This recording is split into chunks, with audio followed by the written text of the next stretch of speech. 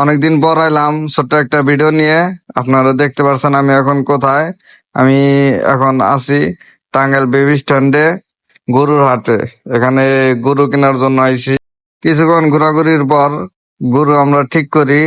আপনারা দেখতে পাচ্ছেন গরু আমরা অলরেডি কিনে ফেলছি। আমরা টাকা তাদের হাতে দিয়েছি, তারা টাকাগুলো গুনে বুঝে নিচ্ছে।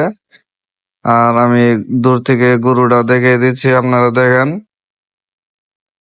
এই গরুটা কত দিয়ে কিনছি কারো জানার ইচ্ছা থাকলে অবশ্যই কমেন্ট করবেন, কমেন্ট বক্সে জানিয়ে দেব। এরপর আসলাম, গরু কিনলে নাকি এই হাটে হাসিল করতে হয়।